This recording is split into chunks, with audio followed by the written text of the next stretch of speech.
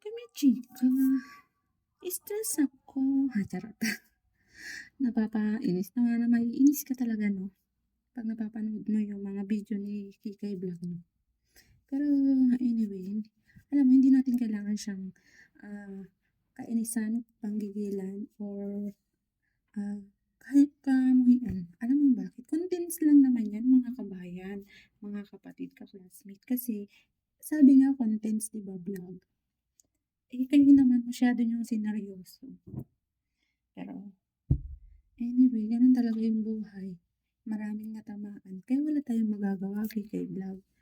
Wala kang magagawa kahit i-edit nila, ilabas nila lahat ng mga picture mo about sa mga nakaraan. Talagang lalabas yung mga baho.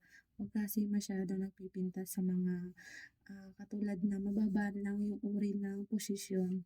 Kasi hindi mo alam yung mga posisyon na nilalait mo. Malay mo nagpapanggap lang silang mahirap pero ang totoo baka milyonaryo sila, mayaman sila. Hindi lang nila pinapakita sa mga tao kasi ayaw rin nila mapahamak, 'di ba? Kung ako rin naman nasa, posisyon na sinabihan mo, kung ako rin naman yung isang lalaki na natamaan, o contraction lang naman sila.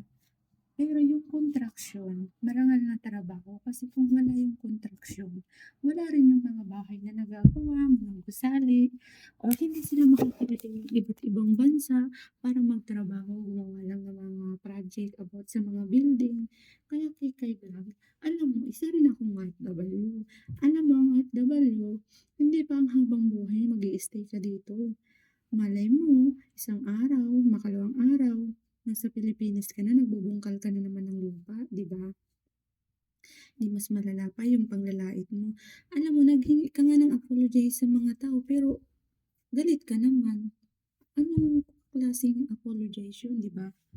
Kaya dapat, kung tayo gagawa ng contents or magpo-post tayo sa social media, dapat yung tama lang, yung hindi ka nakakasakit ng damdamin ng iba. Kasi tulad nga ng sabi ko, yung iba nagpapanggap lang ng mahirap, gusto lang din nilang, kunwari for example, nagdadahilan lang sila ng contraction pero meron lang sila na pinapasikatan na isang babae na gusto rin nilang makuha yung loob at ligawan, 'di ba?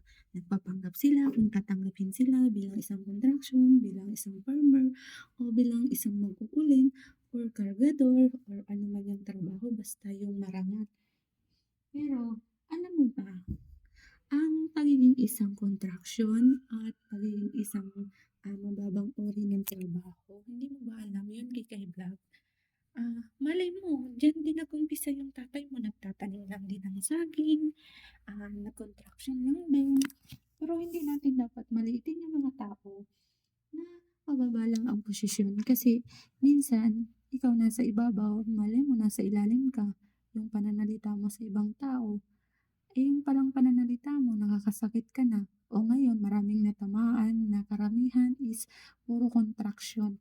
Kung ako naman ay papipiliin, mas gugustuhin ko pa yung ordinaryong lalaki. Alam mo bakit? Kasi yung ordinaryong lalaki lang, kaya nila yan magtiis, kaya nilang magdildil ng asin, mag-ulam ng tuyo, mag-ulam ng toyo, kumain ng walang ulam, kumain ng saging. Yan yung mga ordinaryong mga tao na handa nilang mahalin ng isang tao, hindi sa, ah, panloob na ano, kasalapian. Yan, 'di ba sinasabi, ang pera mabilis lang maubos, pero yung respeto at, paggalang sa mga kapwa natin at hindi panglait, eh, dapat yun ay pinag-iingatan natin minsan. Alam mo, oo, contents lang naman ang ano, contents, vlog. Pero yung kinontents mo is maraming natamaan na contraction, siyempre para sa kanila masakit yun. Ako nga, eh, pinalaki ako ng tatay ko is contraction lang talaga yung tatay ko, nagtatrabaho siya sa Robina, sa San Miguel, Bulacan, Robina yun. Alam mo, binuhay kami ng tatay ko is contraction lang, kahit maliit ang sahod basta masaya ang pamilya. Ganun sana. Alam mo, hindi nila masisisi kung ngayon, eh, nilalait ka, nilalabas nila lahat ng baho mo kay Vlog. Wala kang magagawa kasi pinapakitaan mo hindi maganda at pagrespeto sa kapwa mo. Ang masasabi ko lang sa'yo, kung gagawa ka ng contents, Yung maganda naman, yung may aral naman yung mga tao, may aral naman yung mga kabataan, yun lang. Salamat.